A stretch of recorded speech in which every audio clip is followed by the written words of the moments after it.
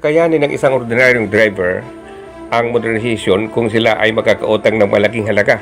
Ito naman ang binigyan diin ni Marino Traballo, chairman ng Libtrasco, na may rutang southbound jeep sa Camarines Sur.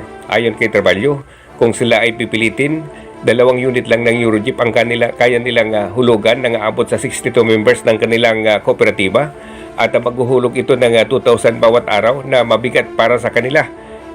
Sinabi pa ng nasabi ng leader ng transport sa southbound jeep, kung ipipilit di umanong pamahalaan ang nasabi ng paggamit ng euro, ay may posibilidad na tumigil na lang ang iba sa kanilang mga kasamahan sa pamamasada ng jeep. Sa pahayag pa ng nasabi ng leader, sila ay makakasabay lamang para sa tinatawag na consolidation, subalit pagdating na sa phase out, posibilidad na hindi na sila makasama. Sana pag-isipan ng gobyerno yung mga pag-phase out dito sa probinsya kasi hindi kaya ng mga taga-probinsya para mabayaran yung milyon ng puhunan mo sa bawat isa ng modernized jeep. Samantalang meron namang kagaya ng modernized jeep na body, yung tayo, yung pasahero. Yun na lang sana ang tangkilikin ng ating gobyerno, yung gawa ng local. Mas mura na, garantisado pa. Hindi gaya ng gawa ng China, baka ang 2 taon, 3 taon, ay kakarag-karag na yun.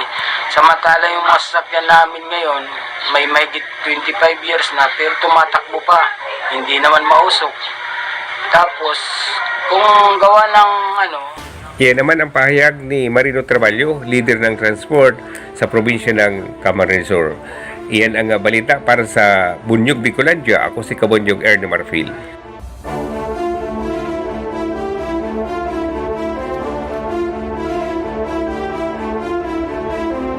Iba ng Philippine National Police Masbate ang 3 lalaki na nakunan ng ilegal na droga at baril sa Purok 3, Sitio Guma, Barangay Kawayan, Masbate.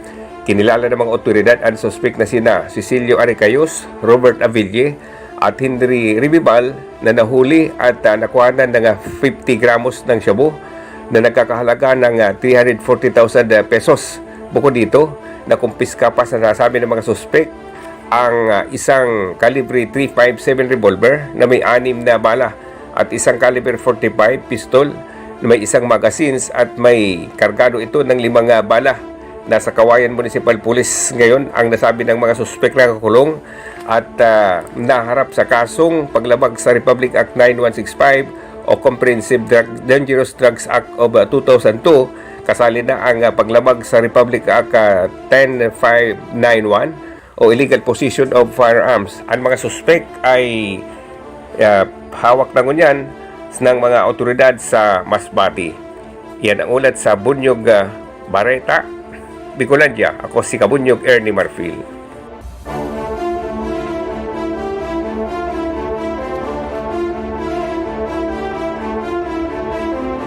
Hanggang sa 600 milyong peso ang binawas sa annual budget ng opisina ng Congressman Gabby Brodado ng 3rd District ng probinsya ng Camarines Sur matapos na questionin ito at kontrahin ang naaprobahang budget o national budget para sa taong 2024. Yan naman ang laman ng talumpati ni Congressman Brodado sa okasyon pagdiriwang ng anibersaryo ng Bantay Familia sa lungsod ng Naga. Maliban umano sa kanya, isa pang congressman sa Bicol ang kaparihong pinawasan ang mga opisinang fundo dahil naman sa pagkwestiyon at pagkontra sa nasabi ng annual budget na naaprubahan na si Congressman Edsel Agman ng probinsya ng Albay. Inamin ng mabatas na malaki ang epekto nito sa sakop niyang distrito dahil maapektuhan ito at mabawasan ang budget para sa paggawa ng mga infrastructure projects at iba pang mga proyekto sa nasabi ng distrito. Subalit, pinaninindigan niya umano ang pagkontra dito dahil questionable talaga ang annual budget para sa taong 2024 national budget. Nanood po sa 2024 budget, medyo talagang delikado po ito. Kasugma pa lang, inaana po ako ng 600 million sa saguyang district budget. At least maintindihan po ang mga taga-Naga sa iba pang lugar kung ining 2024 mga ngamote kita ng Diyos.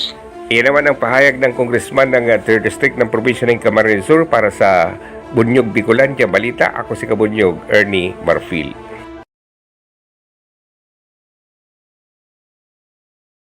Bunyog, bunyog, halikan na kasama ka. Bunyog, kapag buklod ay may pag-asa.